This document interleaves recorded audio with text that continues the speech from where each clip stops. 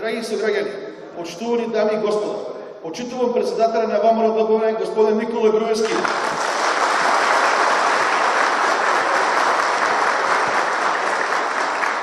Добро вечер и добродавате в община Карвенци.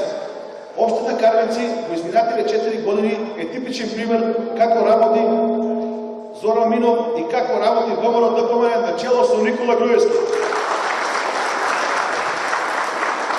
За 4 години се смени ликот на общината. Не сакам да повторам што се е направено и колко е изгледано, зашто вие самите знаете како беше пред 4 години, како е и сега. Најважно за секој градоначелник е кон крајот на мандатот да се сврти позади себе и да види што е направил, што сработил и како неговото работење влијаело на развојот на общината.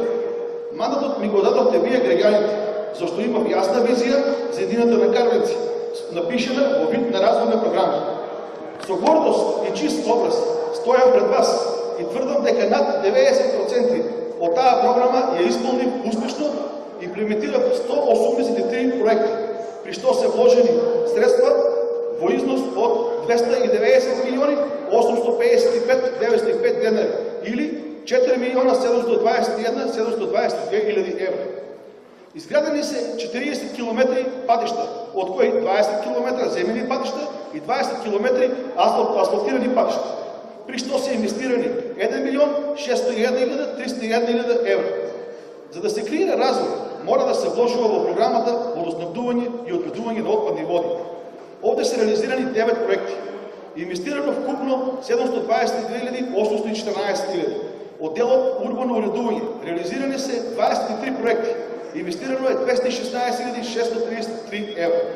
Од областта на образованието реализирани се 17 проекти и инвестирано е вкупно 310 хиляди евра.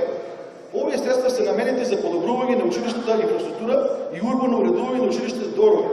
Од областта на социјалната и детската заштита реализирани се 8 проекти. Инвестирано е вкупно 245 хиляди евра. Овие пари се потрошени за изградба на објект детска градинка и партнерно уредување и оградување на истата. Од областта на спортот реализирани се 11 проекти. Инвестирано е вкупно 197 340 хиляди евра. Почитувани, само на ваков начин се сака општина Карвенци. Само со инвестиции и подобрување на животните услови се оди напред. Поради ова, што досега го кажам, мислам дека имам кредибилитет од вас граѓаните да барам нов мандат. Мислам дека мојата посветеност и непосреден контакт со сите жители на општина Карвенци ми дава за право да мислам дека сум во предност пред мојот кандидат од СДСМ. За разлика од нив, што само напразно ветуваат, јас позади мене имам остварено голем број на докази за начинот на кој сум ја водил општината и на ист таков начин планирам и во иднина да ја развивам истата. Секако, доколку вие ми го дадете тоа право. Во иднина планирам да се продолжи и интензивира изработката на урбанистичките планови во населените места Долни Балван, Крупиште, Радање, Аргулица, Којзак, Црвулево и Вртешка, што е од огромна важност за урбанизација на општина Карвенци. На барање на потенцијалните инвеститори, општината ќе изврши урбанизација и на нови локации за индустријски зони, пред се за лесна и незагадувачка индустрија. За реализација на проектот ќе извршиме комплетна промоција на заинтересирани инвеститори и можноста за изградба на индустријски капацитети.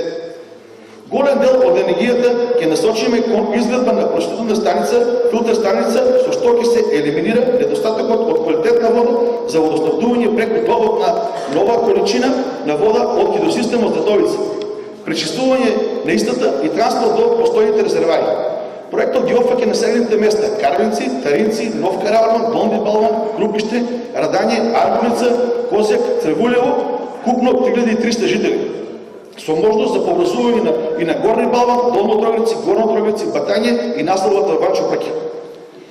Колку сме кај проектите од областта на водоснабдителните и канализационните системи, сакам да го најавам проектот Регионален водоводен систем Пашковица, со кој ќе се создадат услови за квалитетно водоснабдување на населените места Калузлија, Кепечиглија, Јунузлија, Ебеплија, Парналија и Вртешка. Почитувани, свесен сум за сите мои можности и знам што се можам да направам заедно со администрацијата од општина Карвенци. Затоа дозволете ми да продолжам да го креирам позитивниот тренд на развојот на општината. Дозволете ми да продолжам да ги користам максимално сите домашни и европски фондови да градам школи, пътища и друга инфраструктура за наше по-добро утре. Само со вашиот глас ќе можем да се борам за нови фирми во индустријните зони.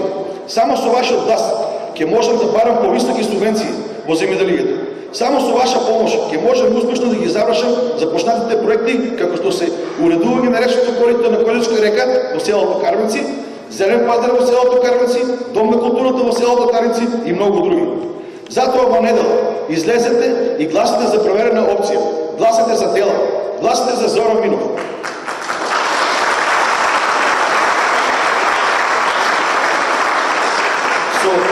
Со заокружување на бројот 13, гласате за заокружување на еден веќе започнат циклус на трансфер на нашата општина од рурална во општина во развој. Не верувајте на се што ќе слушнете. Не верувајте на сите сладки зборови на СДСМ. Ве молам, тие лажни ветувања ги слушаме во изминативе 25 години.